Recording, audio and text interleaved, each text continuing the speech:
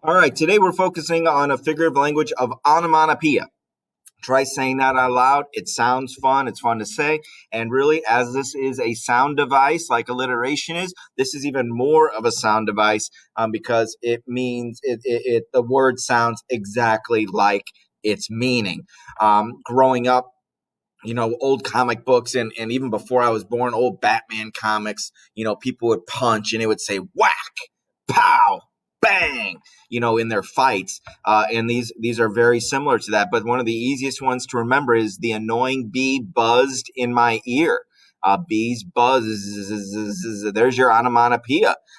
Is an actual sound. Buzz helps the reader hear the actual sound of the bee made. This is probably the easiest of the figurative languages that we have, in my opinion, because we're not massively sentences or typical short words, maybe a couple words, but it's really just hitting that sound where the word means really what the sound is, and buzz is a great example. So there's some great little short videos here that gives you a ton of examples. Again, take your time through them as needed. They might give you some inspiration for our activity today. But again, this is meant to be a review. You've had this before for years now, but more than likely. And if you need more exposure to it, check it out. That's why these are mini MINI lessons.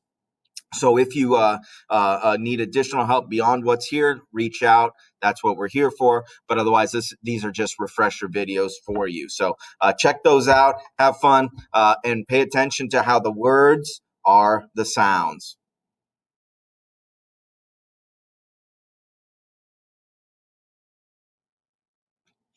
All right, so now we're moving on into our practice, and this should be pretty basic for you, I believe. Excuse me. So this first section, read each passage and find the onomatopoeia. So maybe say it out loud and you'll hear it if you can't do that in your mind. So which word or words show onomatopoeia? And then what does onomatopoeia tell the reader? And so you can always come back to the slide for the example of that effect. Okay, that example of what kind of is the author's choice in doing it. Now we get to start creating. Okay, and this is just simple single words where you're focused on sound words for each of the different settings. So think about a sporting event. What would be 5 different sorts of onomatopoeia? What would be, you'd sit there and you would see and hear things. How would you describe that in a word? What about a haunted house? And these aren't just adjectives describing what a haunted house is. It would be sounds, and keep coming back to sounds, musics, concerts, a zoo, just in the park. What about in a classroom?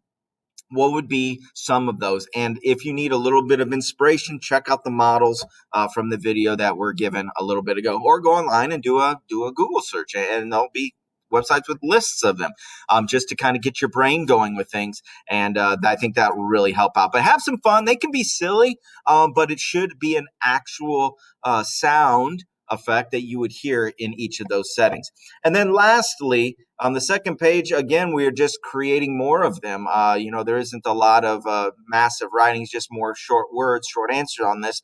But look at each of the pictures, and instead of the setting from the previous page, now you have pictures, and start thinking about what sounds would be there. And you just have to write one sentence with an onomatopoeia in it.